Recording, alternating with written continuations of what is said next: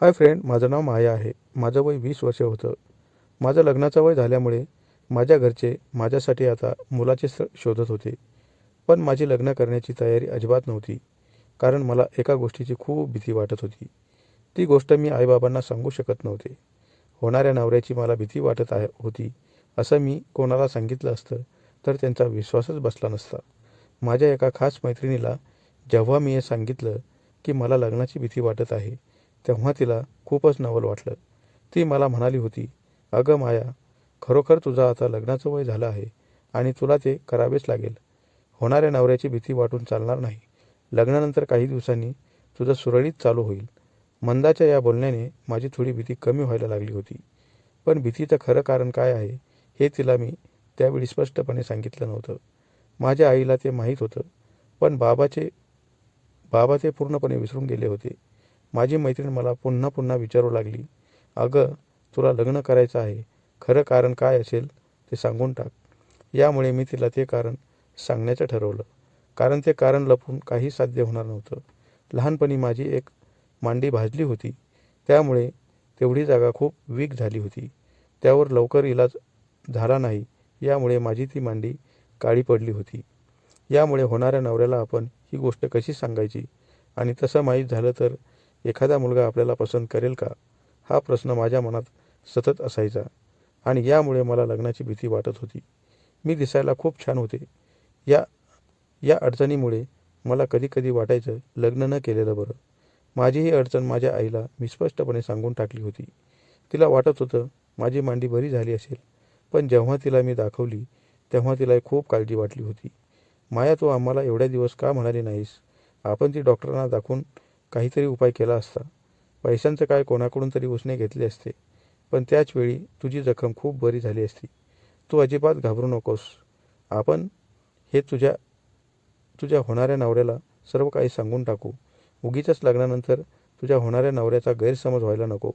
तिने माझी अशी समजूत काढल्यावर मला थोडं बरं वाटलं आणि माझी ती अडचण तिने माझ्या बाबालाही सांगितली. बाबाही म्हणाले, "माया, तू अजिबात घाबरू नकोस. तुझं लग्न नाही झालं, तुला पसंत नाही कोणी केलं तरी आयुष्यभर मी तुला सांभाळीन. यामुळे तू खचून जाऊ नकोस." आई बाबा दोघेही मला खूप धीर देत होते. यामुळे माझ्या मनातील भीती थोडी कमी झाली होती. काही दिवसांपूर्वी माझ्या मैत्रिणीचे लग्न झाले होते. तिचं नाव मीनाक्षी होतं. तिच्याही पायाला जखम होती, पण तिचा नवरा एकदम चांगला होता. त्याने तिला कसं कसं काय स्वीकारलं हे मला तिच्याकडून जाणून घ्यायचं होतं. यामुळे मी एक दिवस तिच्याकडे गेले होते. घरामध्ये ती एकटीच होती. तिचा नवरा बाहेर गेला होता. मीनाक्षीला तिच्या लग्नाविषयी विचारल्यावर तिनं सांगितलं, "अशा गोष्टींना अजिबात घाबरायचं नसतं. जे आहे ते होणाऱ्या नवऱ्याला सांगून टाकायचं. त्यांनी त्यावेळी स्वीकारलं तर ठीक आहे, नाहीतर दुसरं स्थळ शोधायचं. एक ना एक मुलगा नक्कीच पसंत करत असतो." माझ्या बाबतीतही निखिलला मी सर्व काही सांगितलं होतं. त्याला ते योग्य वाटलं आणि आमच्या दोघांचं लग्न झालं. यामुळे तू देखील अजिबात घाबरू नकोस. नर्वस पण होऊ नकोस. होणाऱ्या नवऱ्याला सर्व काही खरं सांगून टाक. कदाचित त्याला आवडलं तर लगेच तो हो म्हणेल. तिने मला बराच वेळ असं समजावलं होतं.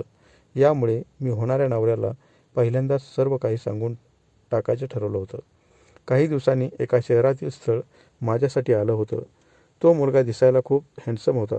आमचं बोलणं झाल्यावर मी त्याला बाजूला घेतलं आणि जे काही आहे ते स्पष्टपणे सांगून टाकलं. मी त्यावेळी त्याला खरं बोललेलं खूप आवडलं आणि याच कारणामुळे त्याने मला पसंत केलं. यामुळे माझा आनंद गगनातही मावत नव्हता. पण लग्नानंतर वैवाहिक जीवनात काही अडचणी येईल का हे विचारण्यासाठी मी पुन्हा माझ्या मैत्रीण मीनाक्षीकडे आले होते. लग्न जमलेलं सांगितल्यावर तिलाही खूप बरं वाटलं. पण पुढे कशी अडचण येते हे तिला विचारल्यावर तिने पहिल्या दिवसाचा अनुभव मला सांगितला. ती मला म्हणाली होती, "त्या दिवशी फक्त घाबरून जाऊ नकोस. असं समजायचं की आपल्याला कोणतीही जखम नाही आणि त्यावेळी वैवाहिक जीवनाचा आनंद दोघांनीही मिळून घ्यायचा. असं केलं तर नवराही खुश राहतो आणि आपणही.